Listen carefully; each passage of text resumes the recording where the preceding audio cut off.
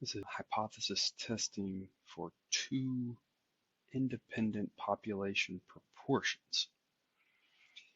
And as had been mentioned previously, the way that we're going to work these hypothesis tests going forward in all of this new material is going to be remarkably similar to how we worked hypothesis tests before. So this is your last chance. If you feel a little bit shaky about anything with hypothesis testing, stop this video now, shoot me an email, post on a discussion board, find a friend, go back and rewatch a video, whatever it needs to be. You want to make sure you're good on one sample testing before we move forward. It's going to look very, very similar, but there's going to be some key differences that offshoot here and there. And at some point, it might kind of overwhelm you if you're not really set on the one sample stuff. So your last chance here to go back and check your one sample stuff. For our two sample stuff, we're not going to talk about any theory. We're going to dive right on in. How do we work the problem? Okay. And so the key difference here is that now instead of comparing a population to a static and fixed value, for instance, instead of comparing the population proportion to 50%, 25%, 75%, we're comparing one population to another. Okay, so that's going to be the key difference. And how is that going to change things? Well, it's going to make our test statistics a little bit more complicated. It's going to make our hypotheses look a little different because our hypotheses now are not about comparing P to some number. It's going to be about comparing one P to another P. So we're going to start subscripting. Okay, so we're going to start off with our steps. Looks very similar to before, except we have some new things to put in there. You're going to have three options for your null and alternative hypothesis, just like you had before. First one's going to be a two-tailed test. Equals versus not equals, okay, are the key differences. And notice now we've put P sub A and P sub B. I'm using A and B here, okay. In the problems, I'm going to switch out those A and B's for the letters that make sense based on the context of that problem.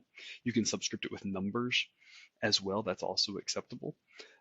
We just need some sort of subscript to keep them apart. So we have our two-tailed option, and we're going to have our left-tailed and our right-tailed options as well. Notice this one will be a left tail option. This would be a right tail option. So it's going to look pretty similar to the type of stuff we did before, except before on that right hand side we saw numbers, and now we just see another parameter, because the whole point of the two sample testing is now I'm testing one population versus another population rather than a population versus a number. And I want to just make sure we understand real quick the difference here.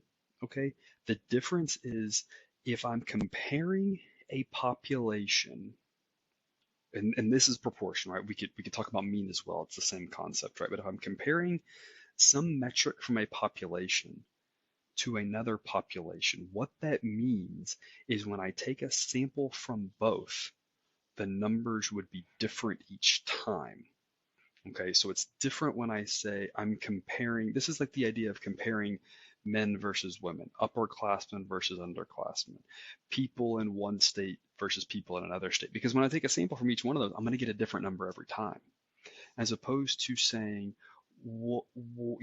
is the proportion of underclassmen who have a certain GPA at least 50% or 70%. Notice the 70% doesn't change no matter what I do. It's just 70%.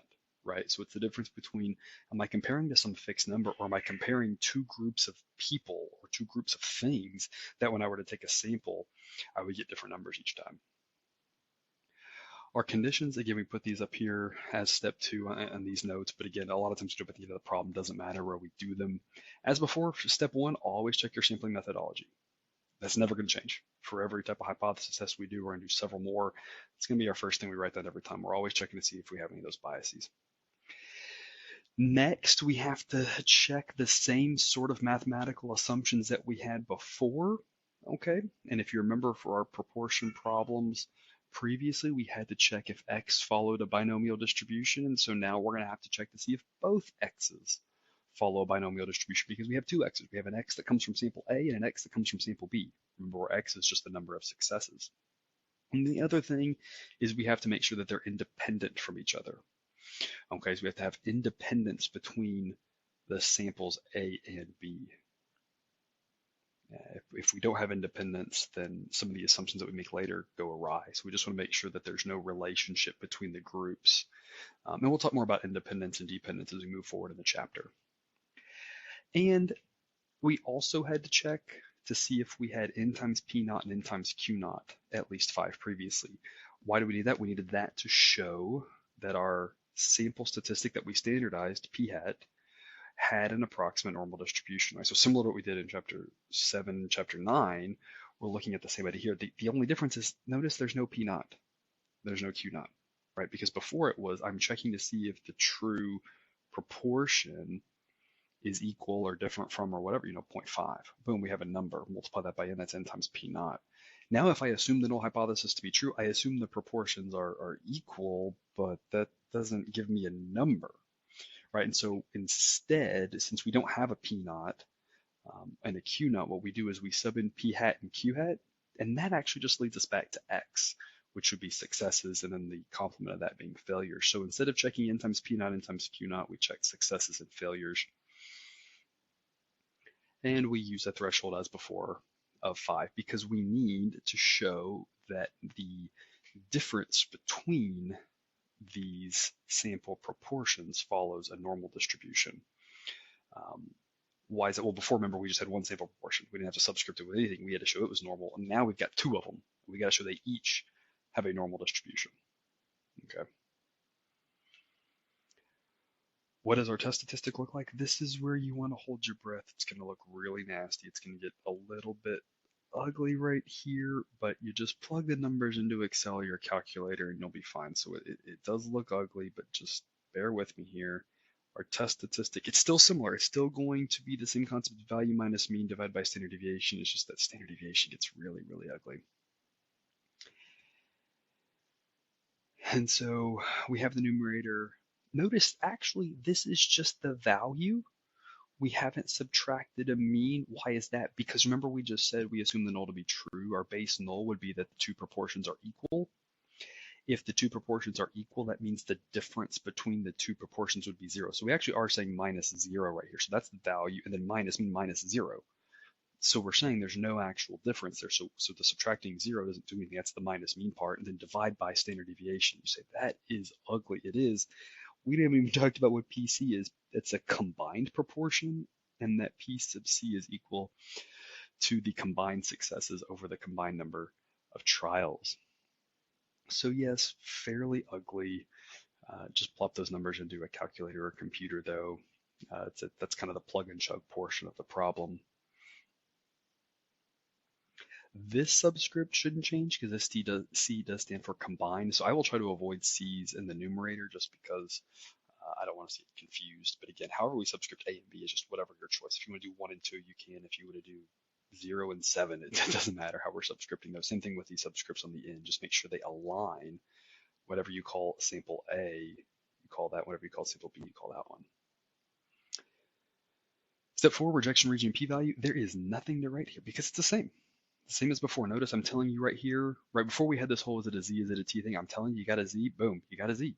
How do you find a rejection region? Just like you did before. How do you find a p-value? Just as you did before. Remember the definition of a p-value? Probability of getting a test statistic as extreme or more than the one we got under the assumption the null hypothesis is true. So it's going to be a probability statement. You're going to have a probability Z, then you got to go greater than or equal to or less than or equal to, and you got to plug in the test statistic that you got. How do we know which direction we go? You look at the alternative hypothesis. If it's two-tailed, you look at the sign. Just like before, no difference whatsoever. So that's a nice bonus for you. And you'll notice that step 5 and step 6 also the exact same. Not a single difference from before. Because our test statistic falls or doesn't fall in the rejection region, the p-value is less than or greater than the significance level, we reject or we fail to reject, right? All the things outside the parentheses go together, or all the things inside the parentheses replace those. Right, so same exact way to work step 5, and same exact way to work step 6. Once we know if we reject the null, that means we conclude the alternative. If we fail to reject the null, we cannot conclude the alternative. That's going to look the exact same way before. Now the caveat here, when you write out the alternative hypothesis, it's going to be a little more complicated because there's more happening wording-wise. So it's going to be a little more annoying to write this out, but it's the same thing. So this is why I said make sure you feel really good about the one sample stuff, because literally half of the steps of the problem don't change, right? Step 1 has a slight change. Step 2, slight change. Step 3, you're just following a formula. You don't even care if it changes, right? We're just following a formula and plugging it in. Then step 4, 5, and 6 are the exact same. So a whole lot of this is very similar to what we've done before.